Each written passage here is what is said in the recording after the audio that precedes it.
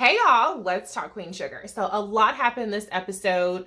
Charley announced her candidacy. Blue is still reeling from finding out that Ralph Angel is not his dad. Nova is on her book tour. Vi is going through it. So there's a lot of stuff happening. Let's start off with Blue, Ralph Angel, and Darla. They were very wise to immediately get a counselor or a therapist out to talk to Blue.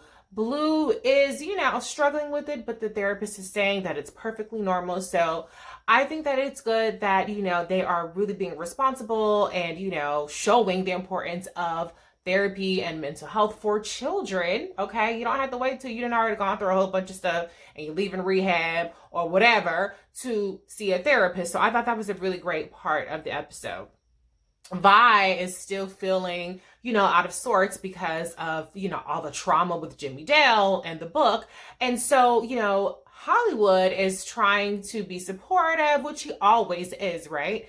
And give her space as she requested it. But we're not really seeing a lot of forward movement with Vi other than the fact that she's just really out of it. Okay. Then we have Charley. Charley, she decided that she's going to run for city council. So now we're starting to see the beginning of her campaign. She's got a campaign office. Prosper is working for her. And let me tell you, I am so happy for Prosper. Y'all may not remember. I know it was last season. Prosper was down in the dumps. Remember that when he lost his house? I thought he was, living on the edge. Like he didn't want to live anymore. Let's just put it that way. So now Prosper, you know what I'm saying? He got his little outfit together, got his little haircut. He ain't on the farm no more wearing baggy clothes. He got a little nice fitted shirt. Okay. And Prosper is doing a little flirting with this, I don't want to say old lady, but I don't remember her name. But let's just say this seasoned lady, black don't crack. And, they're having a little flirtatious vibe, and I am totally here for it. I'm here for happy Prosper. I'm here for Prosper out there prospering, okay? He about to have himself a hot girl summer, okay, with this borderline campaign. I know people wearing out the hot girl summer, but I don't give a damn. I'm going to say it anyway, okay? So anyway, so that's just that. I just had to put that out there because Prosper was on his deathbed, and now he is out there dating, kind of flirting. Get it, Prosper and old lady. Talking about steak and she bring the wine. Go ahead, girlfriend. Anyway, okay, I've said enough about that. So let's get to Charley's campaign. Now listen, I started to be a little bit on edge about this because we know from Charley's history that her working with men that she's romantically involved with don't work out. Now it worked out for Davis because he became the superstar basketball player, super rich. It worked out for her because she also became rich. Now, when it came to Remy, that didn't really work out. Because, these men, they start off meaning well-intentioned. They start off being attracted to the fact that she's powerful and she's a go-getter. But then they start to resent it. Then they start to be like, well, you're a little evil bitch or whatever it is they want to go with. And then they try to be controlling and then it just goes from sugar to shit. So I'm hoping that doesn't happen with Romero. I kind of felt a little vibe like that for a second, like saying, oh, you need to go talk to this pastor, whatever. And are you ready for this? But, my concerns were assuaged throughout the episode. So she went, I guess, to the Latinx neighborhood. They ain't used to seeing her around there, whatever. I mean, it wasn't like she was a politician before. What would she have been doing around there? But okay, so she has a meeting with the pastor, and he's a little icy towards her. But hey, he don't know her like that.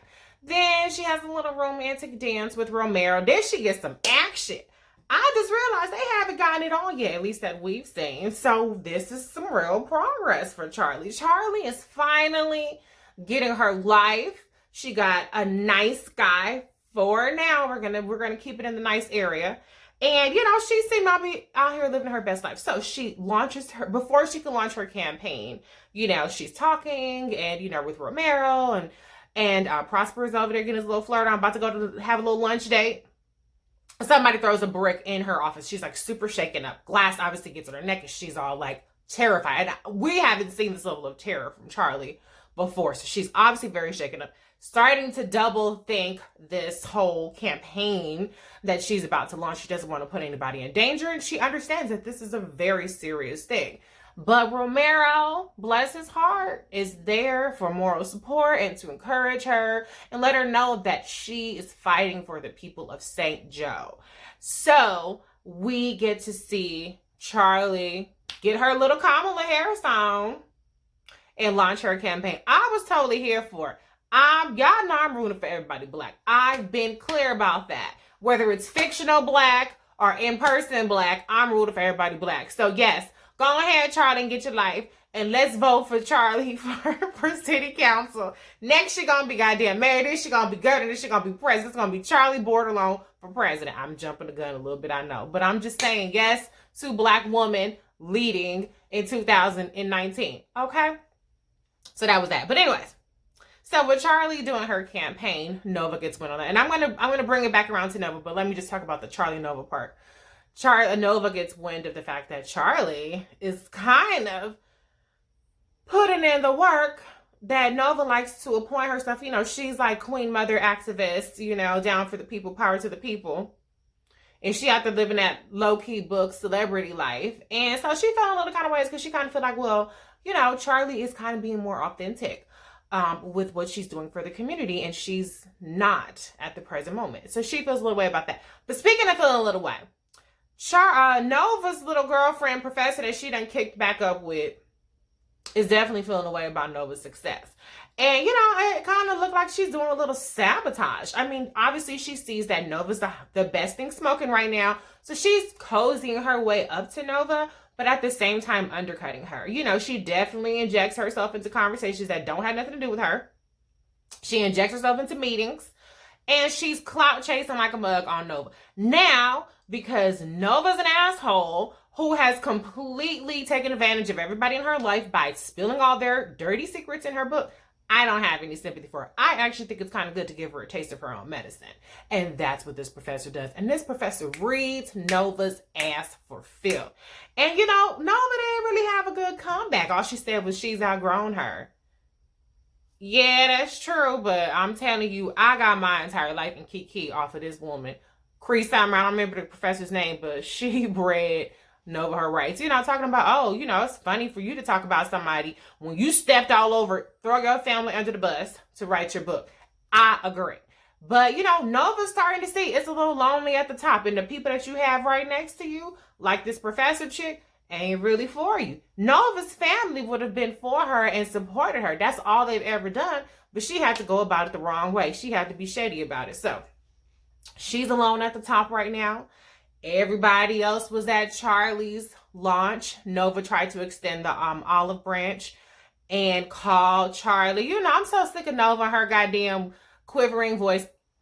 Not Rutina, because Rutina is popping. I love her acting, but I'm just saying, I'm sick of goddamn Nova being all like, oh, pitiful and shit. Like, she's kind of like trying to extend the olive branch, but, you know, people are rebuffing her. Yeah, because you're an asshole.